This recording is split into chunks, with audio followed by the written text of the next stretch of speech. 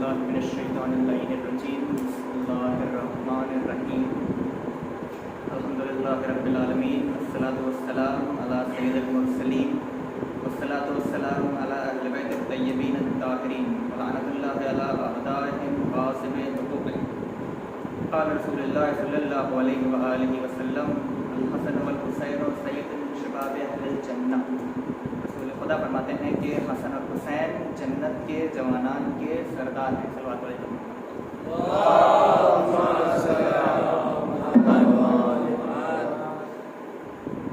پوری مجلس تو ذہن میں اتر گئی لیکن خطبہ جو ہے نہیں اتر پایا، اس لیے صلوات علیہ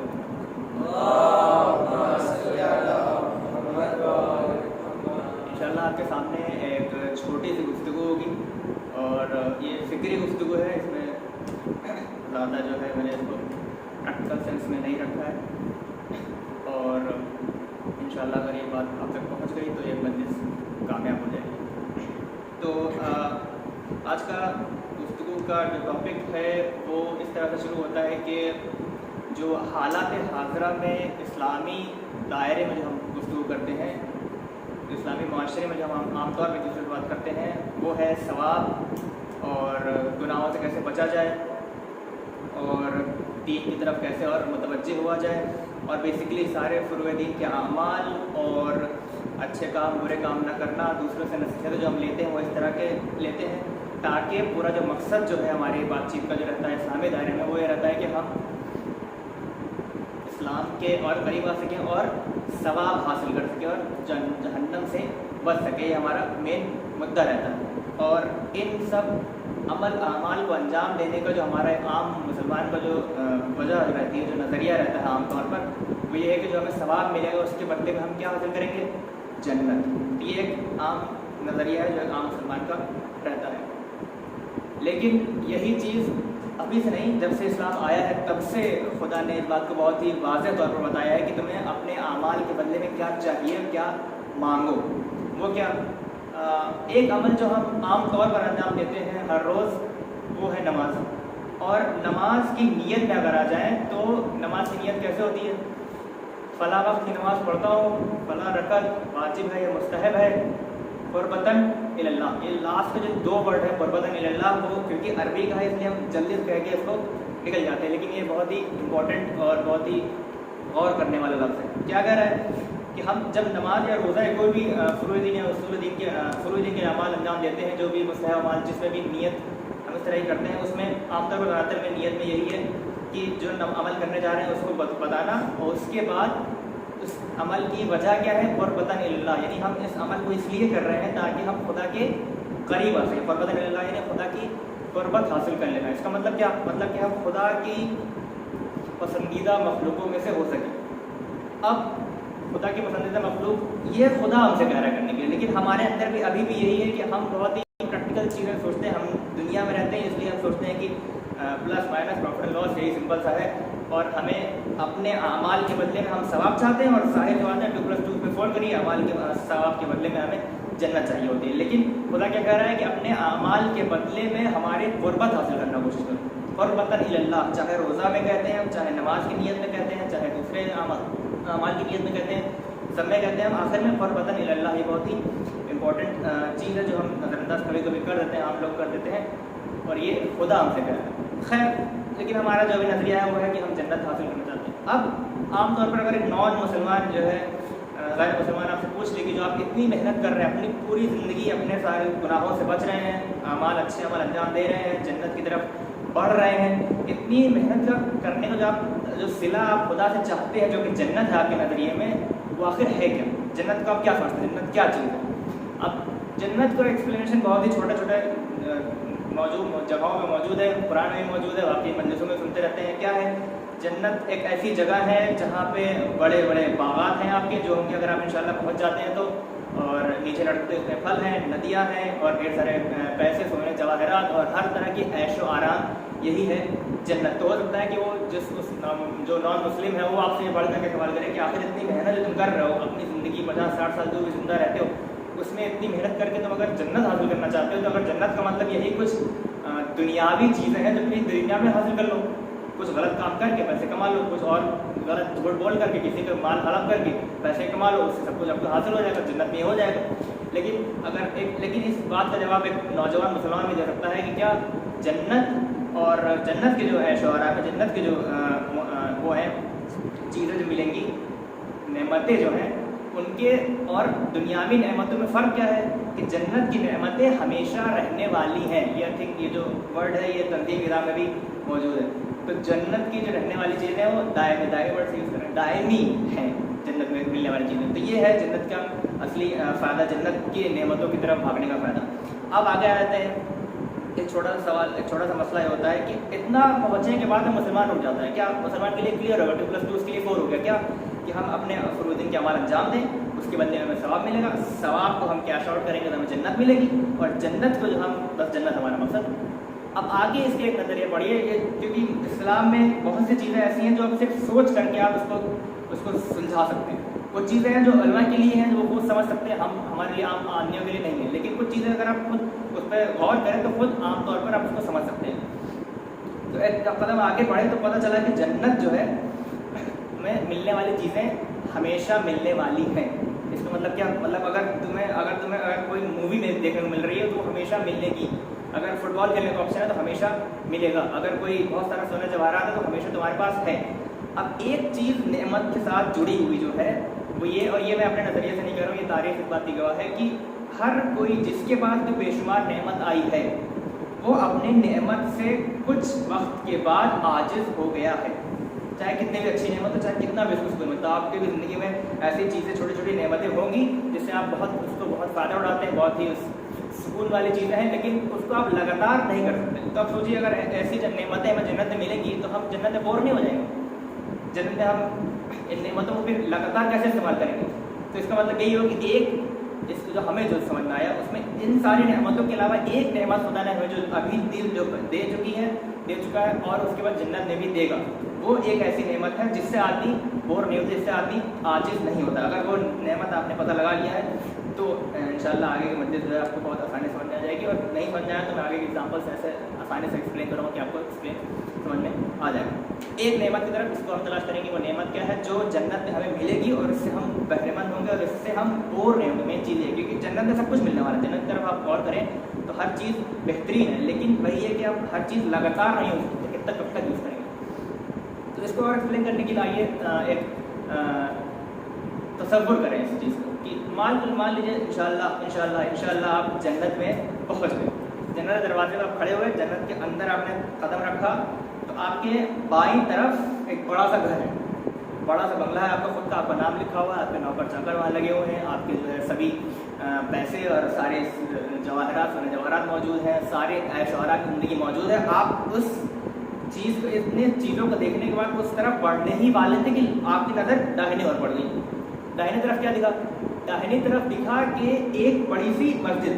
अब मेरे साथ दाहिने तौर पर रहिएगा, एक तरफ आपके जन्नत के सारे ऐशोहरा हैं, दूसरी तरफ दाहिनी तरफ क्या है? एक बड़ी सी मस्जिद है जिसमें आप देख रहे हैं कि खुद रसूल अकरम मौजूद है उसमें, खुद सैयद शुहदा उसमें मौजूद है, खुद अली मुर्तज़ा उसमें मौजूद है, हसन मुश्तबा मौजूद है, पंजतन पाँच 14 मासूमीन उसमें मौजूद है। अब अपने हिसाब से बताइए, जो मुसलमान ज़िंदगी भर लब्बैक या हुसैन के नारे लगा रहा है, जो करबला की ज़ियारत का शौकीन है, वो क्या जन्नत के अपने ऐशोहरा की तरफ भागेगा या फिर शौक़ दीदार नबी हो जाएगा, शौक़ दीदार नबी हो जाएगा? इससे ये सब चीज़ें, ये सवाल जो छोटे एक दो सवाल जो आगे आएंगे वो आप अपने लिए आप जवाब दीजिए, इंशाल्लाह आपने चीज़ें क्लियर हो जाएंगी। तो यहाँ तक पता चला कि हम अगर ये मौका हमें मिला जिनको उस मस्जिद जाने का, तो हम उस मस्जिद की तरफ जाएंगे, अपने अभी फ़िलहाल के लिए ऐशोहरा को छोड़ देंगे। अब मस्जिद में गए, आपकी मुलाकात 14 मासूमीन से, आप बहुत खुशकिस्मत है, आपकी खुशकिस्मत है, आपकी मुलाकात हो गई।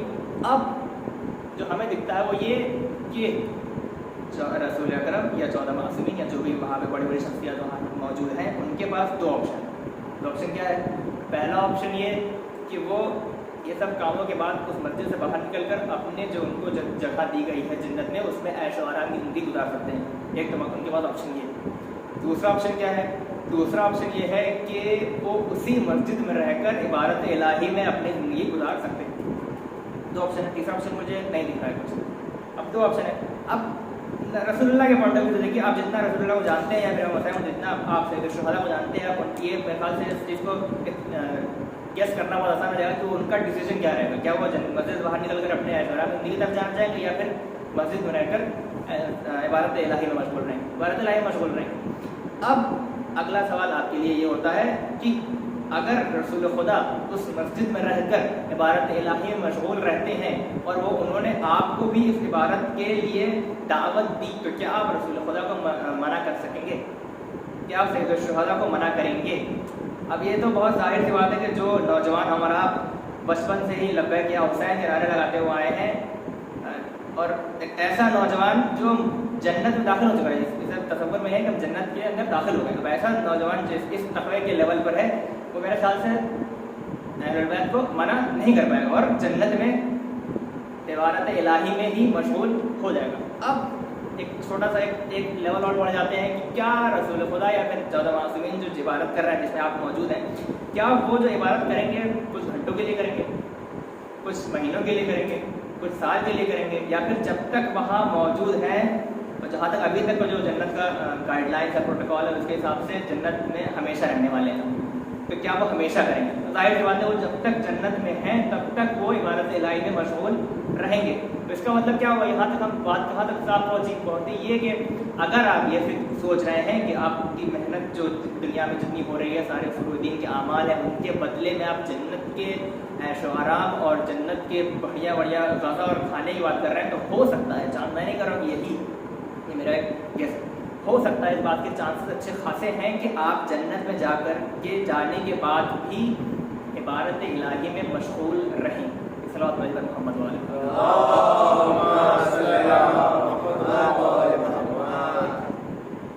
अब इबारत इलाही के इस नज़रिए पर आने के बाद एक सवाल और उठता है कि आखिर जब ये इतना सा ये सवाल जब ये जहन मेरे जहन में आ सकता है, ये पूरा कॉन्सेप्ट, तो फिर ये इसको फिर खुदा ने कुरान में इस तरह से क्यों बताया कि जन्नत में ये रहेगी और इतनी दुनियावी चीज़ें रहेंगी, इतनी प्रैक्टिकल चीज़ें रहेंगी और सूरज राहत और गाड़ी और बंगला और ये सब। इसका जाहिर सा जवाब ये निकलता है कि अगर आप किसी नौजवान मुसलमान यानी नए मुसलमान मैच्योर मुसलमान से आप ये कहेंगे कि तुम सारी नेमतों का शुक्रिया अदा करो, सारे फरूदीन के आमाल अंजाम दो और उसके बदले में तुम्हें खुदा और इबादत करने का मौका देगा, तो आई थिंक वो मुसलमान जो है नाउम्मीद होकर के इस्लाम छोड़ देगा।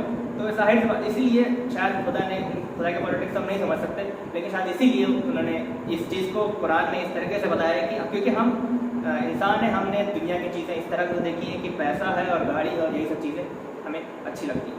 खैर, इस बात पर मोहम्मद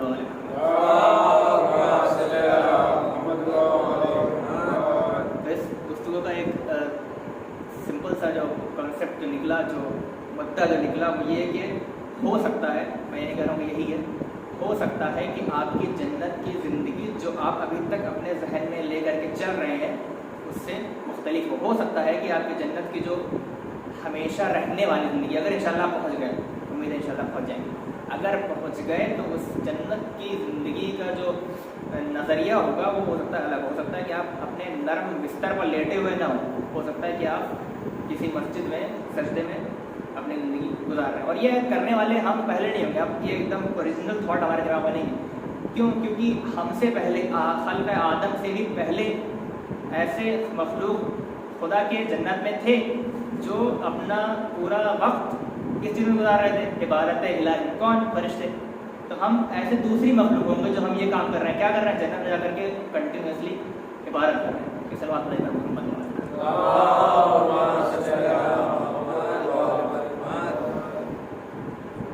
माह मुहर्रम में आने वाला है कुछ महीनों में, और उम्मीद है कि अब की बार का मुहर्रम हम पुरसुकून तरीके से और हर मजलिस में अच्छे से अच्छे तादाद में शरीक हो सकेंगे। आइए कुछ क़त्रे अश्क सैयद शुहदा की मज़लूमियत पर बहाया जाए।